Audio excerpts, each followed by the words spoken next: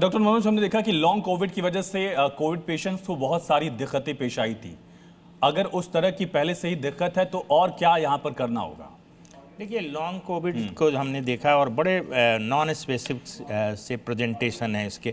200 तरीके से ये प्रेजेंट करता है। तो मतलब आपको सांस फूलने से लेके चक्कर आने से लेके ऐसे तमाम लक्षण, सुनने में दिक्कत, बालों का गिरना, मतलब बहुत सारे पोस्ट के कोविड हैं। तो मुझे ऐसा लगता है कि वो भी अब टाइम पीरियड बढ़ गया। अगर आप डेल्टा वेरिएंट से देखें, 21 से 5 साल हो गए हैं, और ओमिक्रॉन में कोई ज़्यादा मुझे नहीं लगा कि है। पोस्ट कोविड का एक और कैरेक्टर है कि चाहे आपको माइल्ड कोविड हो चाहे सीवियर कोविड हो, पोस्ट कोविड के लक्षण आ सकते हैं।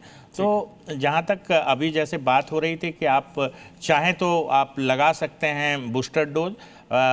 अमेरिका में जो अभी उन्होंने रिकमेंड किया है बूस्टर डोज के लिए, बट मुझे अभी लगता है कि जो प्रिवेंशन के लिए हम लोग जो पहले 3 चीज़ें यूज़ कर रहे थे, मास्क, सोशल डिस्टेंसिंग और हैंड हाइजीन, अभी वो करने का वक्त है। तो पूरी तस्वीर हमने समझ ली है कि आखिर सिकाडा का असर कितना हो सकता है, 23 देशों में इसका असर कितना है, और भी कई सारे सवाल डॉक्टर से हम लेंगे। लेकिन ऑडियंस के मन में, हमारे जो दर्शक हमारे साथ मौजूद हैं, उनके जहन में क्या सवाल इस नए वेरिएंट को लेकर हैं? कौन सवाल पूछना चाहेगा? जी बताइए। नमस्कार सर, मेरा नाम है अर्पिता सिंह। मेरा आपसे सवाल ये है, आपने कहा इतना ज़्यादा बड़ा भी नहीं, लीनियंसी के साथ इसको हैंडल करना है, तो इतना बड़ा है कि हम लॉकडाउन एक्सपेक्ट कर सकते हैं?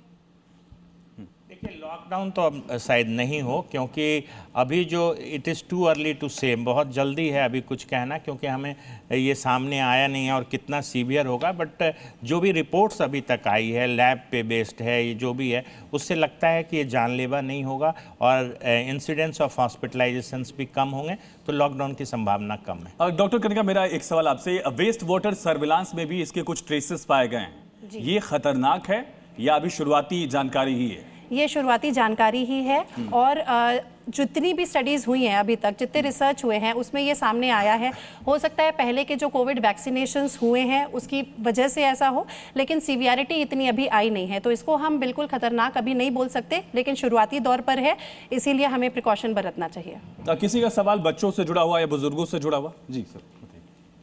एक चीज़ की बड़ी आशंका हो रही है और सब जगह अफवाह उड़ रही है कि पहले जो जो इंजेक्शन लगे थे कोरोना के, उसका भी इफेक्ट हो रहा है। क्या इसका होगा? लोगों के हार्ट वगैरह में प्रॉब्लम हो रही है। एक सवाल और ले लेते हैं। हाँ सर, अभी आपने बोला जो वैक्सीन ले लिए उनके लिए उतना प्रॉब्लम नहीं है, और जो लोग, बहुत लोग नहीं लिए, मैं भी नहीं लिया हूँ, तो क्या मुझे डरने का ज़रूरत है या फिर उसके लिए क्या करना होगा?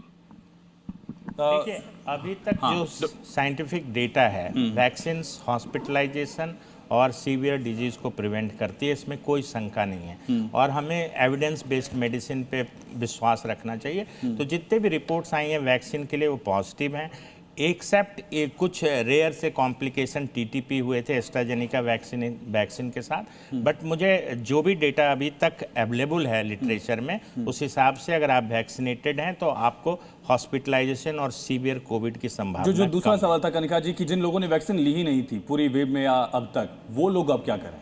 जी बिल्कुल वैक्सीन लेना चाहिए, क्योंकि सिकाडा के बारे में ये खबर सामने आई है, जैसा सर ने पहले भी कहा था कि 70-75 म्यूटेशंस है, हाईली म्यूटेटेड डिजीज़ है ये। तो अगर बार बार म्यूटेशंस होंगे तो इसके वेरिएंट्स बार बार बनते रहेंगे, फॉर्म्स बार बार बनते रहेंगे। तो जो पहले की वैक्सीनेशन है वो कहीं ना कहीं किसी फॉर्म में हमें हेल्प करेगी, और शायद सीवियरिटी इसी वजह से नहीं है।